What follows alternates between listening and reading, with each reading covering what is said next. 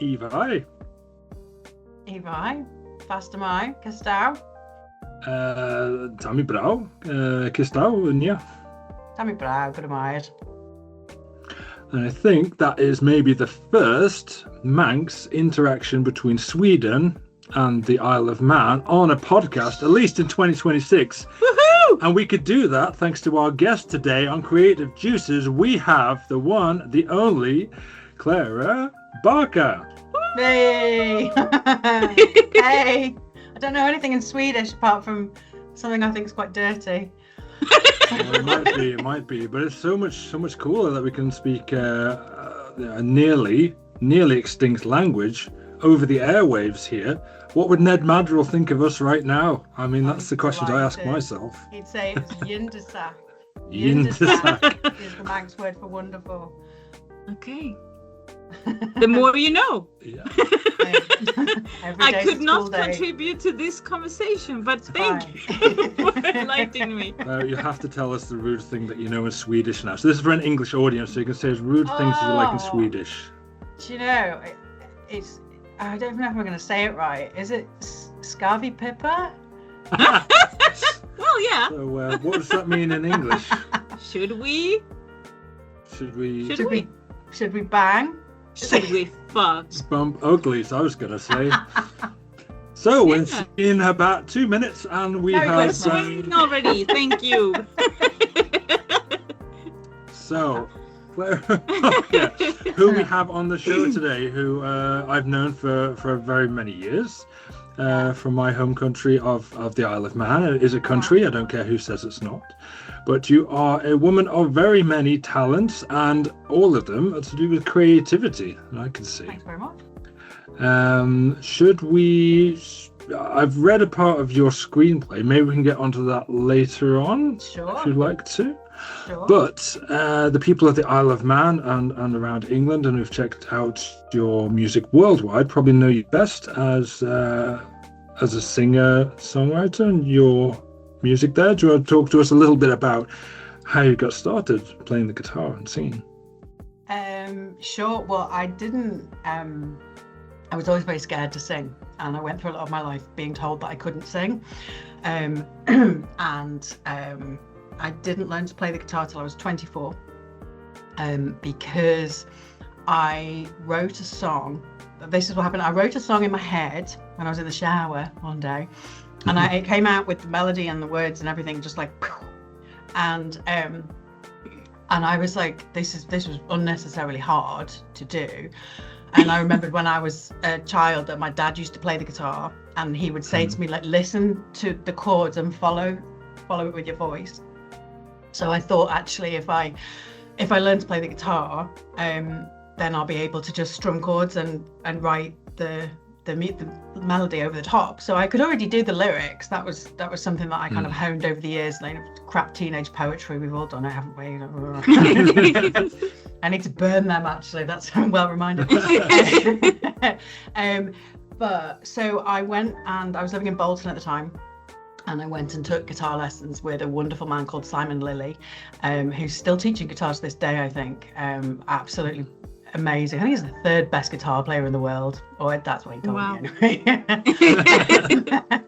And so I had, after my 7th guitar lesson, I went home and I wrote a song called Space Cadet, which is on my first album. It's not one of my best songs, I don't think, but it was kind of just because I know how my brain works, and I knew very well that if I could play the guitar, a song would just come out, and 7 weeks later, there it was. Wow. Yeah.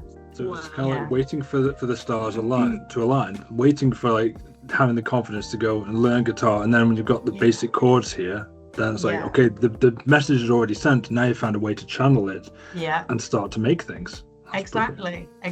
And then I moved back to the Isle of Man so this would have been like 2000 and I don't know, 2000, maybe the year 2000, and I moved back to the Isle of Man in 2005. And connected with some people over here that were also making music, and I was like, I've written these songs and I don't know if they're any good, and I don't know if I've stolen them. That's the fun part of writing songs, thinking that you've nicked it. And I was very shy about it all, and very frightened to sing in front of people, and stage fright was crippling. I mean, absolutely crippling. And I was approaching my 30th birthday, and a friend of mine, Christy, said to me, so here's what you're going to do. You're going to be 30 one way or another. You can either use it as a reason to grab life by the balls and sort everything out, or you can just freak out. And I was like, yeah, those are my choices. Like, this is Yeah. You're like, why not both? So yeah, I did my first gig the Easter before I turned 30, so it was like a few months before, and I sang a song called Abigail. It's a really slow song with a swear word in the chorus, and I think somebody must have said to everybody in that bar, because it was pretty busy, somebody must have said to them, she's fucking nervous, just shut up. Do you know what I mean? And I smoked in those days as well, so I smoked my head off. I had a load of booze. I was drunk. I think I got all the notes right, but I kept, because I was so frightened I wouldn't open my eyes, so I kept banging my head on the microphone. It was adorable. And then that's how I'm remembering it anyway. I was adorable. And then I did another song with my friend Mimi. I did a song of mine called Song, and that was it. There was no stopping me then. I was just like, right, we're having this. I'm getting goosebumps. That is so cool. Thank you. You actually did it. You actually overcame and just, I'm gonna do this. Yeah. Absolutely. And I think in those days I would have preferred, and I kept saying this to anybody who would listen, which they didn't, that what I really wanted was to be a songwriter and just write the songs and have someone else sing them, but nobody else would sing them. They were like, you should sing them, and I was like, I don't want to. It's too scary. And then it became apparent that nobody was going to do it for me. No one was coming to save me. So well, that's the world for you. Yeah, I know. I'd say as well, as being a former Isle of Man resident, it's a place full of very creative people. It's a very eclectic mix of people there, and a lot of creative. If we were ever going to do a live podcast, we should do it from like a pub down in Port Erin or somewhere there, down at the bay, as you know, Clara. It's a good creative nest of people. Yeah. But also, as you're saying, you were writing songs, but you want other people to perform them. But people can sometimes be a little bit like, oh, I don't want to dare to take a chance or do that with someone else's work. And that's kind of like the island mentality is very good for some things, but also it kind of holds itself back in a lot of ways. Yeah, I mean, I think looking back on it, I'm glad, that I did it, and I did it, did my songs my way, because it also gave me a chance. And the thing that I really enjoy is telling the story behind the songs. So how I wrote it, what it's about. Sometimes it's a funny story, sometimes it's a sad story, but trust me, I've made it funny by the time I've written a song about it. You know what I mean? It's like, you've got to boil it down to a funny story that gets the audience on your side when you're just standing in a crowded pub, singing songs you've written about your feelings, in front of strangers before asking them to buy them. The vulnerability hangover is worse than the whiskey. It's just, it can be horrendous. So I am really glad that that's the way it happened. However, I will caveat that by saying that I will line up and shake the hand of every single person who tells me they prefer Miley Cyrus's version of Swan Song to mine. Like, if she wants to cover it, or if anybody wants to cover any of my songs, go for it. Go for it. I'm registered with the PRS. Give me the money. Show me the royalties. Well, as well, for you as a songwriter, isn't it more important that the song gets out to a wider range of people? That's the intention, isn't it? I mean. Yeah, and I don't really have a public presence anymore in social media or a website or anything. So I can't really see how they would. I mean, apart from this, which is great. So if my Spotify plays from Sweden, just it's skyrocketing. Come on, Sweden, let's have you. You'll have to be a Scandinavian tour then. I mean, Sweden is up next. Stockholm, here we come. I'm on my way. So how is your creative process? How do you get into the groove or get the creative juice, as we are speaking about? God, it's different every time, Yeah. It's different for every song and everything I do. Sometimes it's fueled by a broken heart. Sometimes it's fueled by spite of just like, you think you really hurt me, didn't you? Here's what I'm going to do. And sometimes it's fueled by, just being super happy, or, sometimes, I just get a flash of inspiration and I have a song, and it feels to me sometimes like I'll have an idea of what I want to write a song about, and then I'll have a little bit of a lyric or a little bit of a melody or something in my head, and it kind of buzzes around my head, and it grows and it grows and it grows. And sometimes by the time I can sit down with a guitar and a pad and get it out, it's like this huge, let's say, a sneeze. Yeah. Creative sneezes, I love it. Yeah. Let's say it's like a sneeze that you really have to work for, when you look at the light and everything like that. Yeah. It's like and but there's I don't know, I was thinking about this because I've heard so many people talk about songwriting and so many interesting ideas. Like, have you heard about people talking about songs as if they're something that you catch from sometimes, the ether? Yeah. So yeah, I've heard that a lot from a lot of Tori Amos was talking about that on the radio the other day. Yeah. She was talking about catching songs, and I definitely feel like I've written songs that I've caught, yeah. and I've woken up the like next the day one in the shower. Yes. Yeah. And I just, it feels like I've caught them, and then it's like you'll see it the next day and I'll be like, no way did I write that. That's really good. Do you know what I mean? But then there's been times where I've had to drag them kicking and screaming out of my head. There's one song on my first album called Writer's Block, and I wrote it when I was hungover on my friend's sofa, and we'd been out drinking whiskey the night before, and that was a couple of broken hearts ago, so quite a while. And I was on her sofa, and I was writing about the idea in my head was like the fact that I couldn't write a song, and also that I was trying to fix a broken heart with whiskey and kissing boys, and it works. Work? It did that time.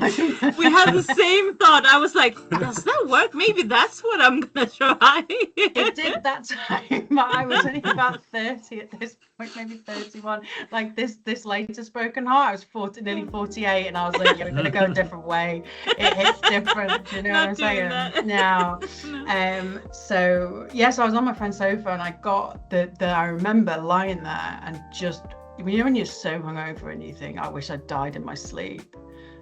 It was that bad.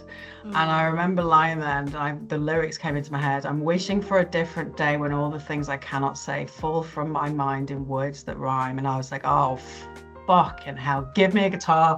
And she I'm on the way. Like peeling myself off the sofa, like, right, this song is coming out. I'm going to drag it. By the fingernails, and it was like, my brain. I was like, no. But it's one of my favorite songs I've ever written, and I love remembering that day, because it was just like, when you're hungover and I'm still drunk probably, but yeah, it was a funny day. And hey. Yeah. Well, you survived, and we're glad that you did. And one great song after. I mean, yeah. No, but that's brilliant, though. I mean, it gets me to thinking that it's also a way of altering states of mind, and we've had talks about that on the podcast as well. As certain things, certain ways can make you feel more creative or less. Mm-hmm. Is it something that's real? Is it something that helps you unlock a certain state of mind? Yeah, I mean, do you know what? There's been songs. I think Indigo. I remember writing the title track Indigo from my first album. I remember writing that. I went for a walk by the sea, and it even says it in the song, I threw things into the sea, and I did that. I went for a walk by the sea, came back, and I drank a lot of probably Jack Daniels, and the song just fell out because it was, do you know what I mean? It was ready to come out. Yeah. And I didn't have to force it at all. Is it like you have some kind of block that you feel like when you drink Jack Daniels and you just it's like a catalyst. Yeah, does it release its? Yeah.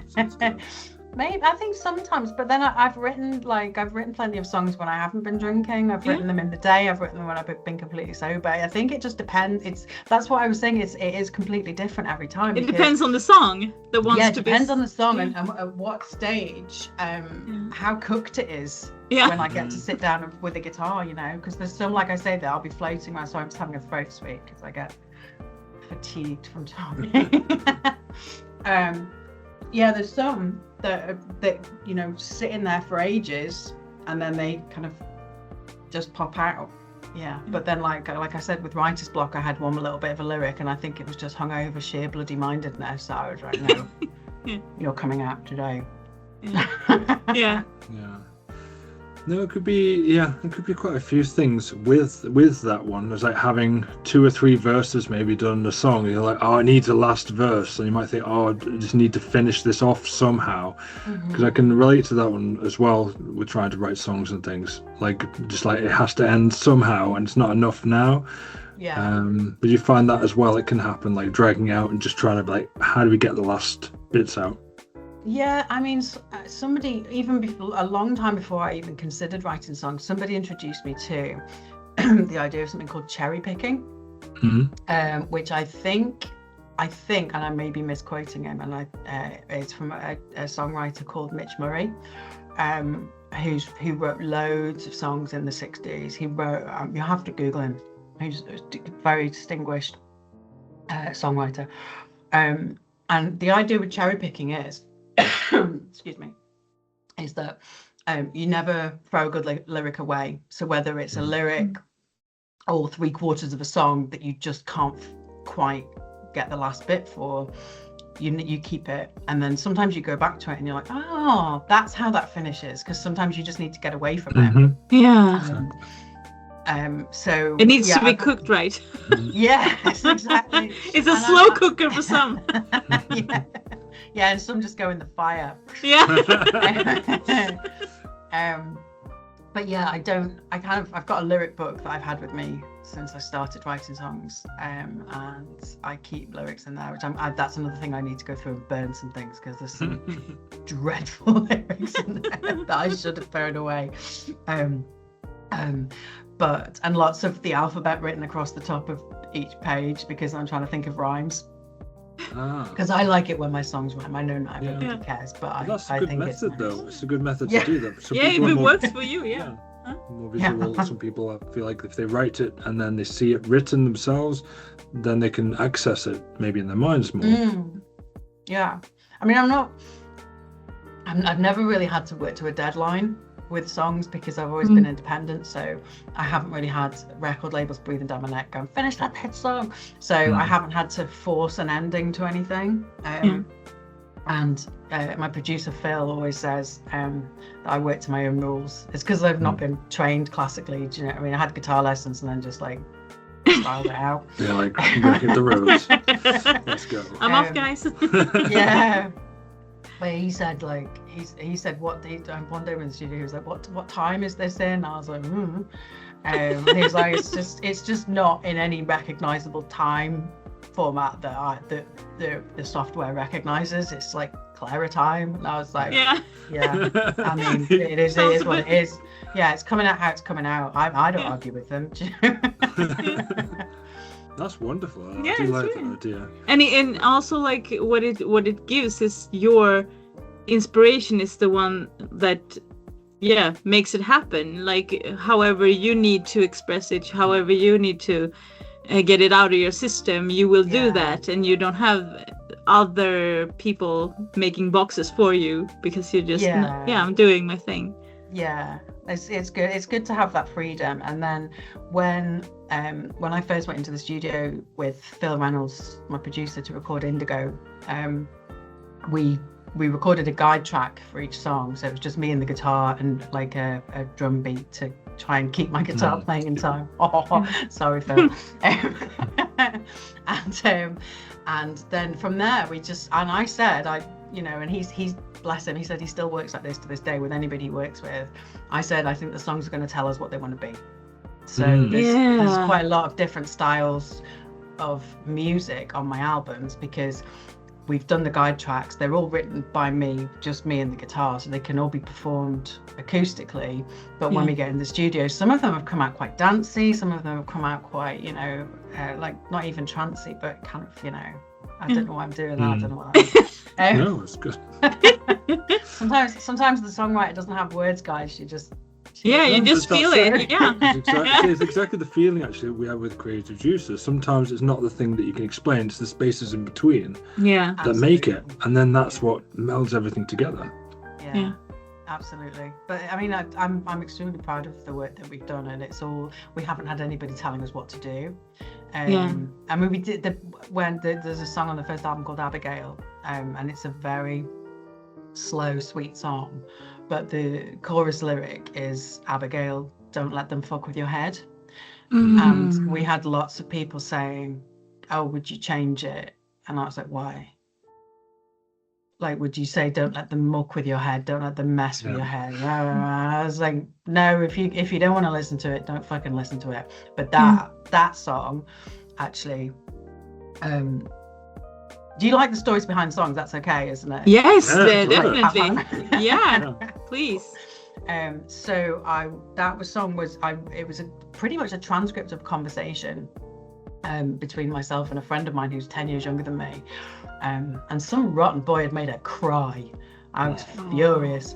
And she asked me, as her kind of elder, you know, does it get easier as you get older? And I was like, not really, sorry.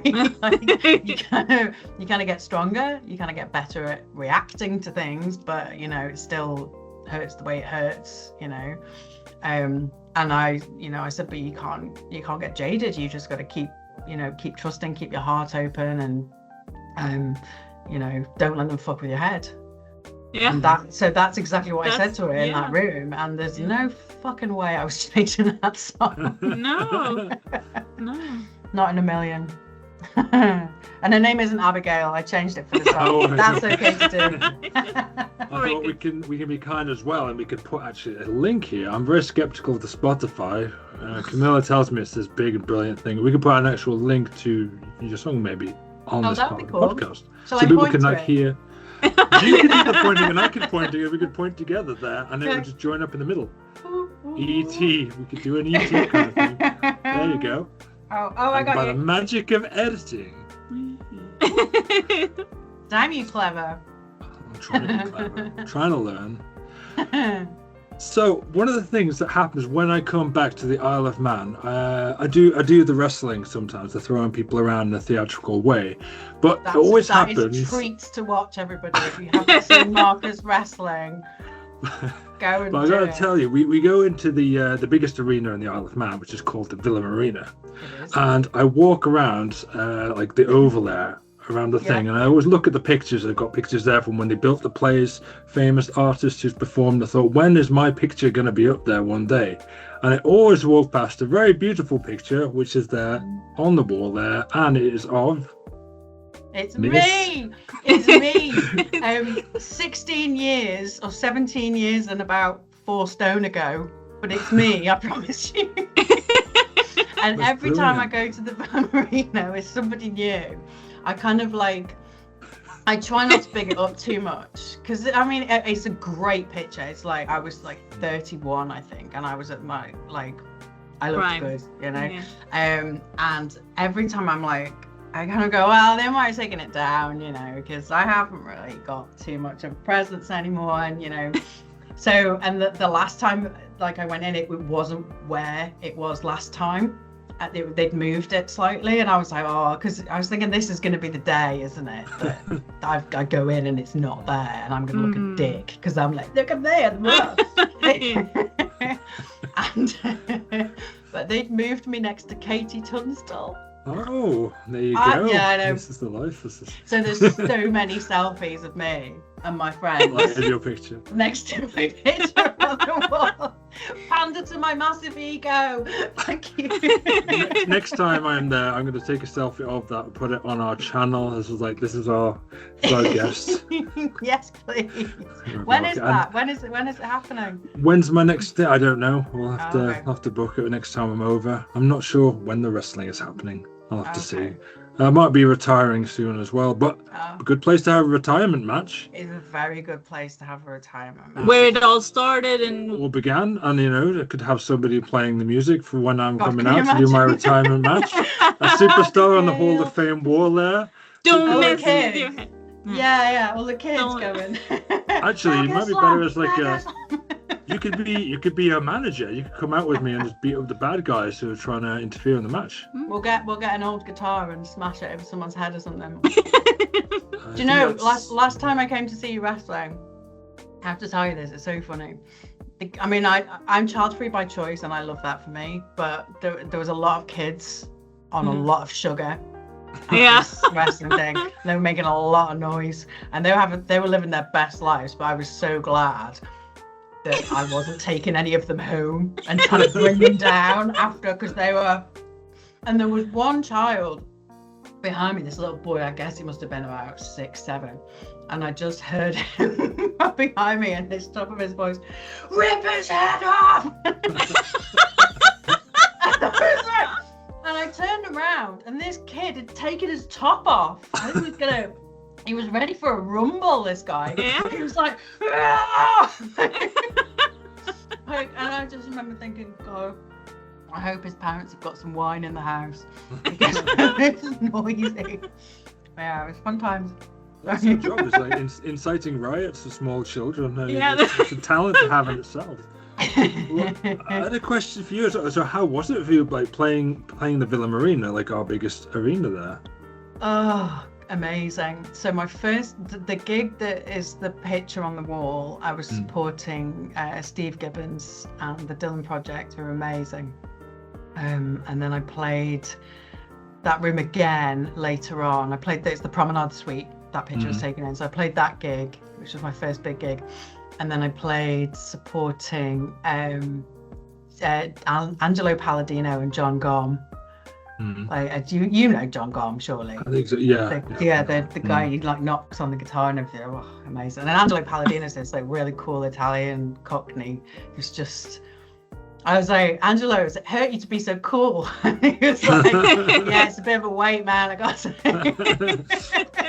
He's just like, and then the last time I played in the Promenade Suite, I was supporting the Lovely Christians, who are an amazing live band, and they were just so sweet to me. We had such a laugh. Aww. They're just absolute gents. I supported those guys twice, and they all give great hugs. Absolute sweethearts. So that's another thing about the music thing, is like, just because I got out there and did it myself. Yeah. Some of the people that I've supported and met. There's pictures on my wall behind me, you won't be able to see, but there's a picture of me on stage with Paul Young, which is like I'm drinking tequila with him on stage. Like who would have thought that? But my favourite one is there's a picture of me standing next to Miles Hunt, who still is the lead singer.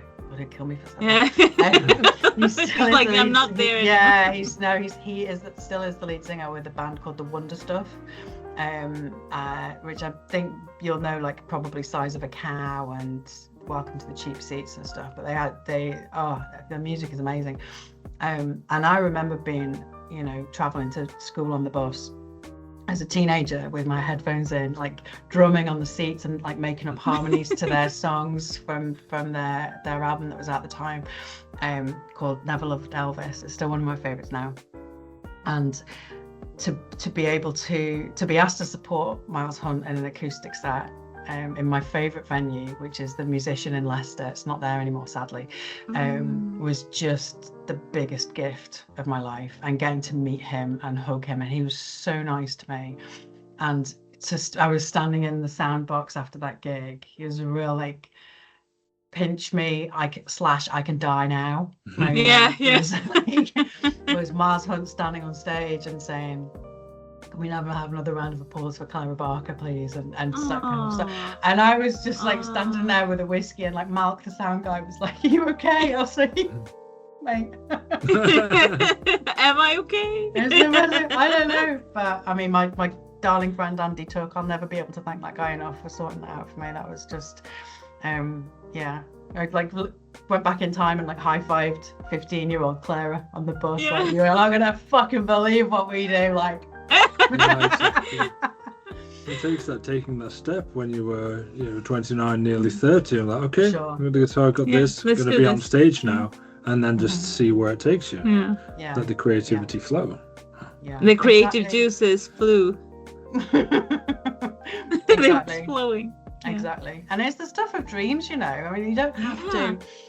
You know, when I was a child, I always used to think I wanted to be really famous. You know, as I think a lot of children do. I think that's quite standard.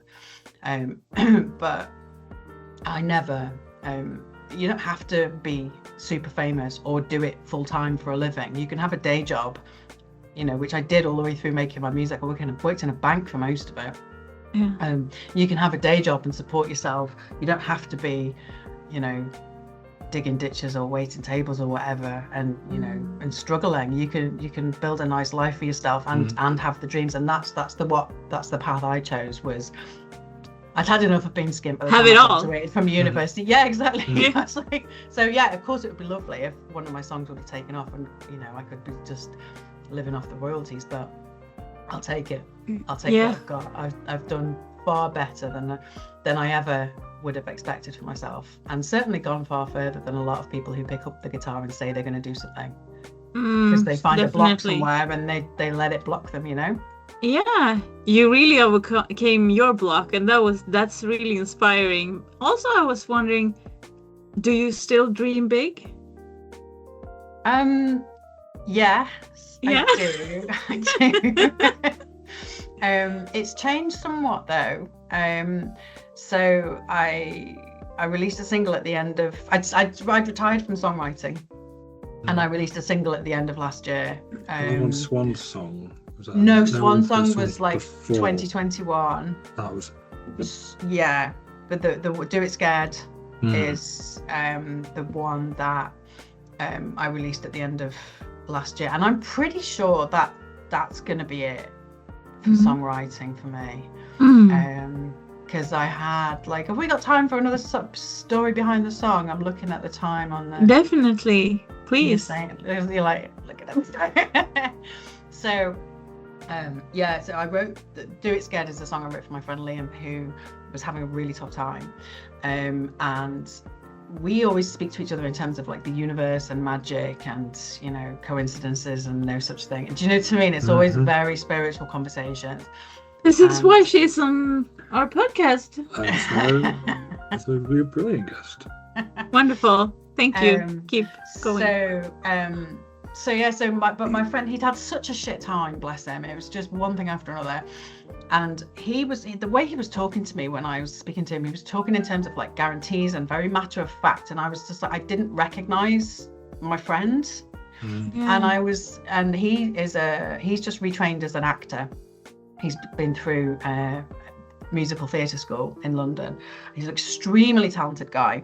And I was like, I said to somebody, I need to sit down with him next time I see him. I need to have a conversation with him when I can see the whites of his eyes, and I need to say, listen, you need to remember that you believe in magic, because this is not going to take you where you want to go. How many times do you I'm getting goosebumps. Oh, yeah, sorry. Wait till you hear the rest of it. Honestly, this is the bonkers bit. So, because how many times do you see like actors on a talk show or something talking about how they got a part?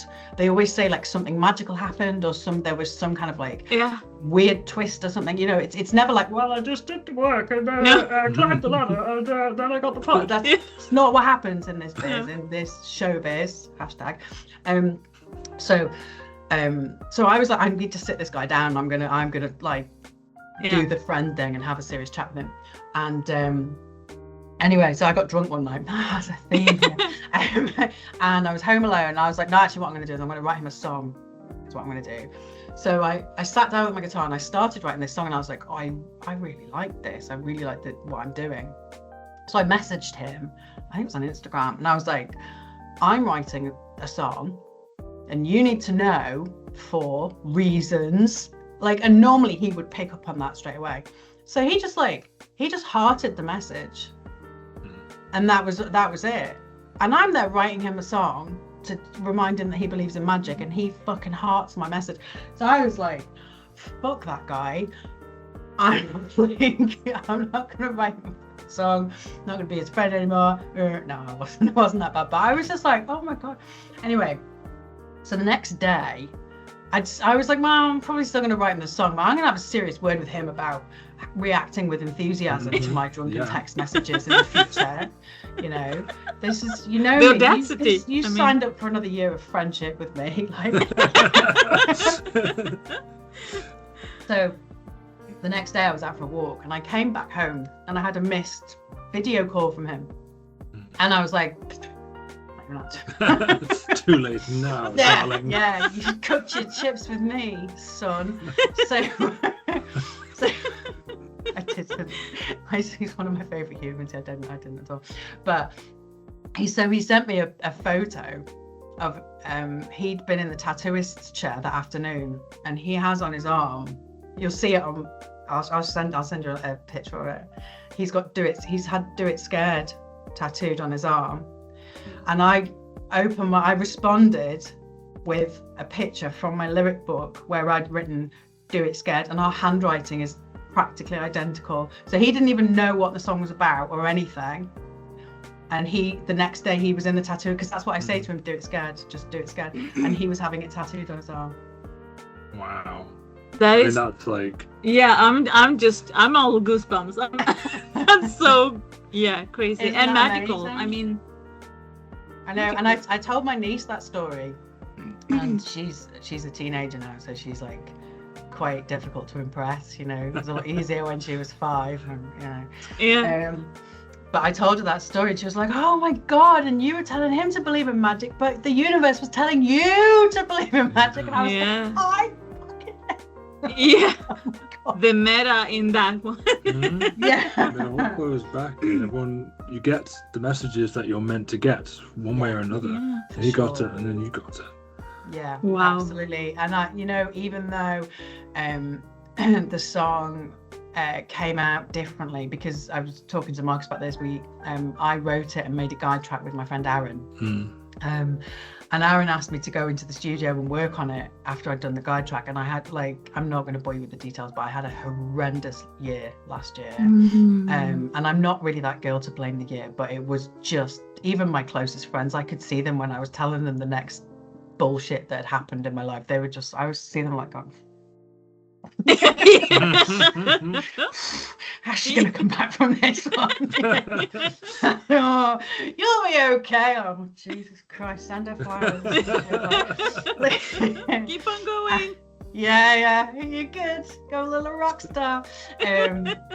So it was horrendous. And Aaron asked me to go into the studio and work on it. And I was like, I'm not being funny, mate. I've got nothing in the tank for this year. I'm spent. I'm just happy that I lived through it, quite frankly, because it's been horrific.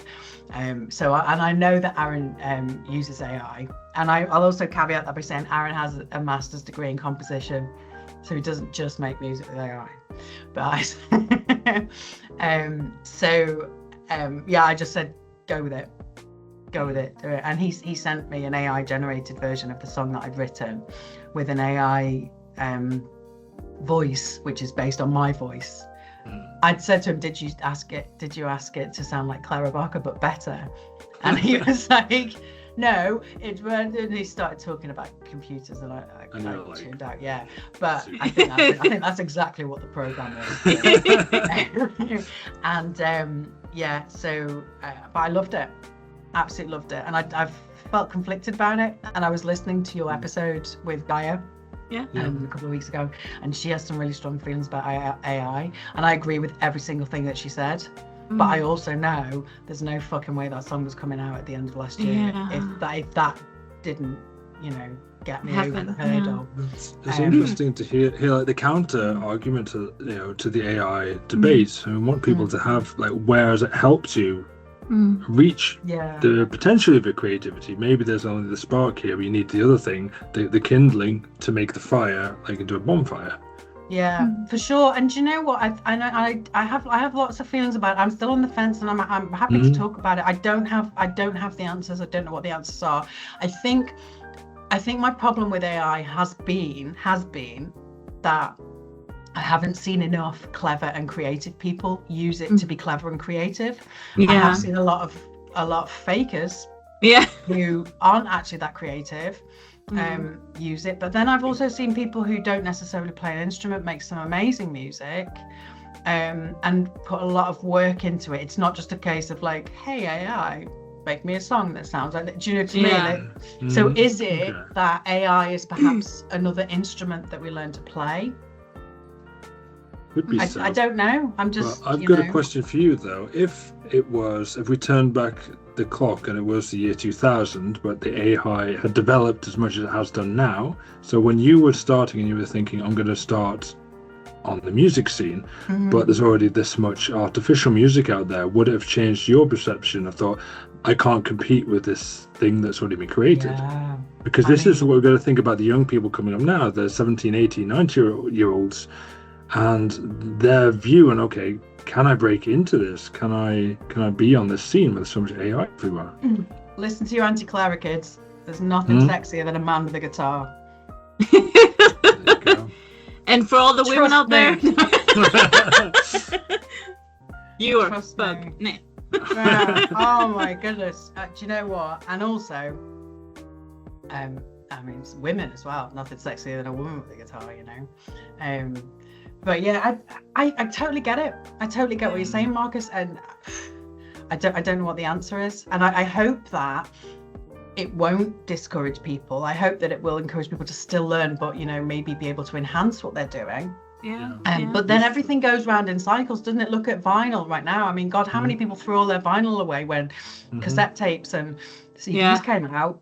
Yeah. And now they're the most prized thing and everybody's making special vinyl again. So everything goes round in circles. Most definitely. I think there's going to be a huge anti-AI sentiment. I mean, more than it is now. And then it will be cherished and people will want to go out and see people playing music organically the way it's intended, and people are going to want to crave that kind of feeling, because that's also what we talk about, the connections with people, and that's also what the creative juices idea is about. That you need more than one people. You're a village creating something. It's not individuals by themselves. And also people going to gigs, sitting down at a place, watching together, watching something, because the people sitting there as part of the act that's going on, as the artist is. The artist wouldn't be there playing if there wasn't any people playing. They're there to play for the people are there to see them.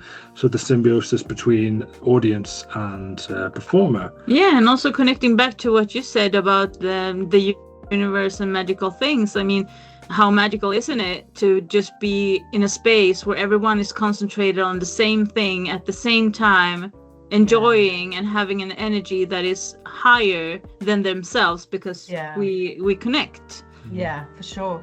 Yeah, for sure. And I hope we don't lose that. And I heard on the radio the other day that Harry Styles is doing some gigs, that he's not having any phones.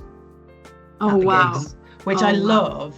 Because I think when I stopped gigging before everybody was filming things on phones, but I can't imagine, I mean, especially like I've said, like standing there vulnerable, just me and my guitar as a shield, you know, singing about my feelings to a room full of strangers, and they've all got their phone. I don't necessarily want you to record this. I want you to be in it with me. I want you to be present in the room. But I mean, it was, you know, so I hope that works really well for him, because I mean he's a very enigmatic performer, and deserves to be watched and experienced. And like I think about people like taking footage on their phones. You're not going to watch that. It's going to sound shit. Just be in the moment. I went to see the Eagles a couple of years ago in Hyde Park, which was a bucket lister for me. And I did take a couple of very short videos just to send to people to say, you know, but it was literally like 10 seconds. And then my phone was in my bag and I was just watching them. Do you know what I mean? Because I was like, I'm not going to see these guys again. You know, some of them are already dead. So and what you're going to remember is, like you said, the footage never makes it justice. The sound definitely not make it justice. Yeah. But what you remember is the feeling of it. Like, Yeah, what feeling did I have when I was there? sure. That's what you take with you. Yeah. And so I hope that people will stop it, because it's like, what are you doing? Why have you paid all this money? Like, be in the moment, you know? Yeah. I think we're seeing a backlash to that, and people are appreciating being in the moment and seeing things. I wanted to talk quickly about your new project that you've been working on. I believe you've been writing a screenplay for a potential series. I'm not going to give too much away, but I have read the first 2 episodes because it's still under wraps. So I don't want to give away too much information. So someone hears this and steals the idea. You know, we don't want them to do that. Look at me preening. I'm obviously like loving talking about it. So actually, I know what you, because when you were saying, do you still dream big? I think I was gonna like meander onto this, but Marcus will tell you this is how conversations with me go. There's tangents, and we find our way back to the point eventually, don't we? But there's always like a background story, like extra characters, you know, all that kind of stuff. The series that I've written was something that I had an idea for a while ago, and I think the original idea was to have like a sitcom, like a dark comedy set in a hospice, because I volunteer at hospice here in the Isle of Man, and actually the thing that surprises people about hospice is that although it's a very sad place and sad things happen there, it's not depressing. The energy of the place when you walk in is actually really welcoming and friendly, and although, you know, sad, as I say, sad things happen, you know, people know that they're being, the patients there get the best care, the family get the best support, and you know, the bants in hospice is all legendary. You know, you might have to explain bants for people who are not UK. Do you know what bants would be? No, I would not know that. The bants is like the banter, the camaraderie, the jokes. Okay, yeah, I know that. It's great. So that was the original idea, and then because my day job is that I work in end-of-life planning and estate distribution. So I help people who are poorly to put their affairs in order, and I help families who are bereaved. I do a lot of the admin that is involved in when somebody dies, and no matter how many plans people make or how, you know, how tidy they think they've left things, there's a lot of administration to do. So that's what I do for my job. So I know a lot about end of life options, and I know a lot about what happens, and the admin side of things, which is the meticulous half of my brain that is completely separate to the creative half of my brain. And I still am only just figuring out how these two, it's like a split personality sometimes. You know what I mean? They're so different. I've been accused of being on the twitchy spectrum because of my meticulous way that I do things.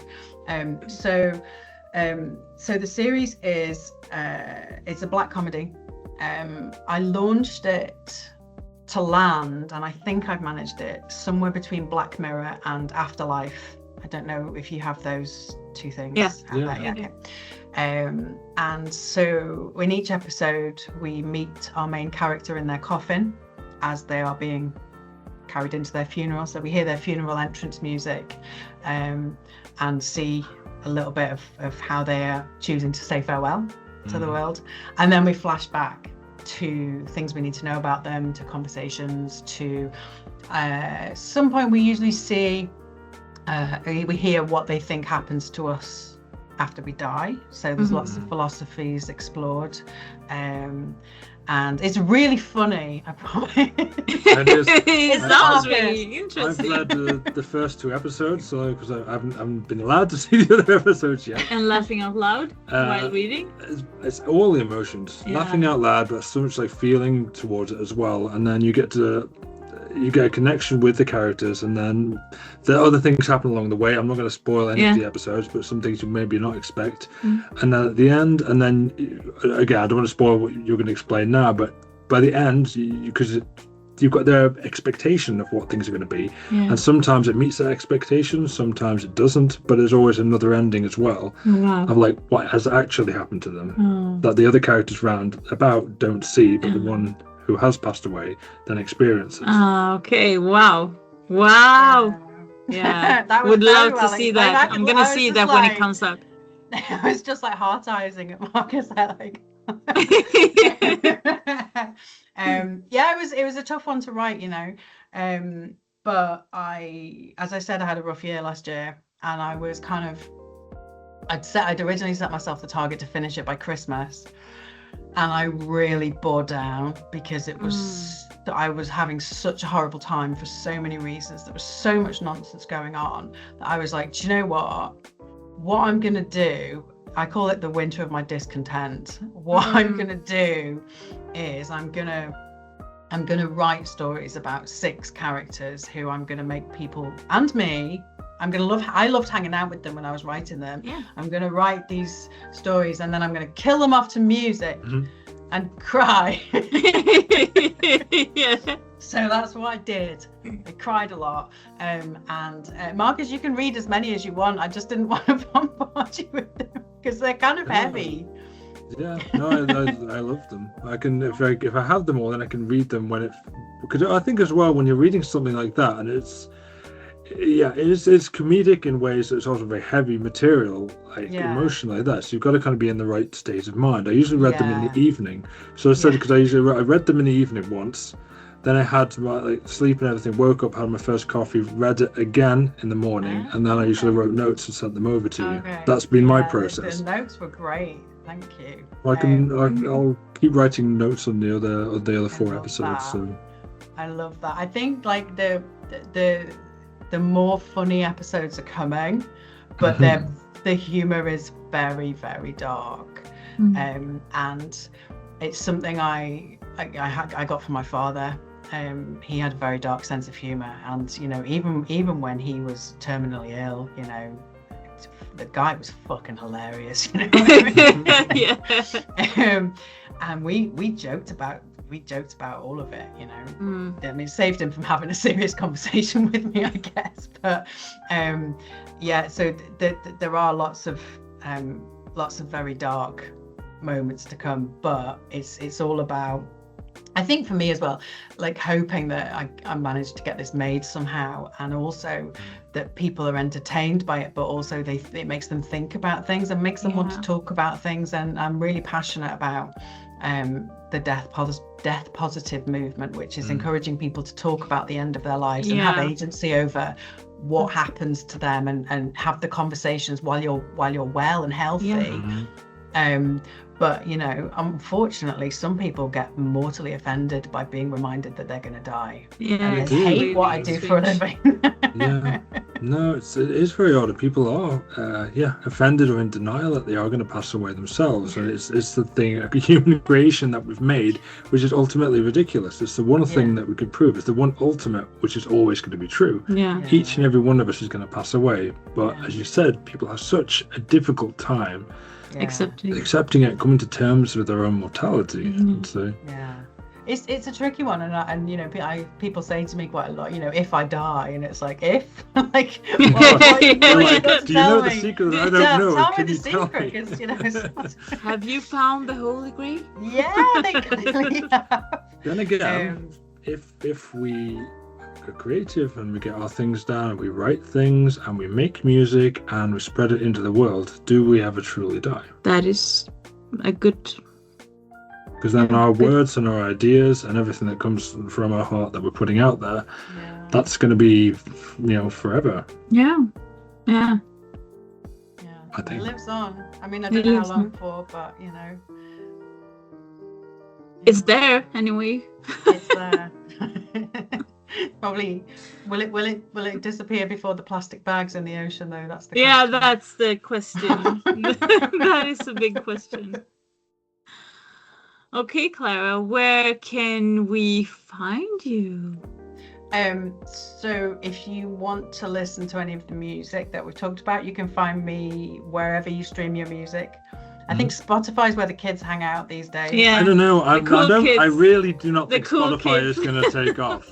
We have Do a you thing not? every episode. I push for YouTube, and Camilla pushes for Spotify, and I pretend that I've not heard of what Spotify is. That's the joke. Not a good I'm- joke. It's consistent. no one's laughing, but I'm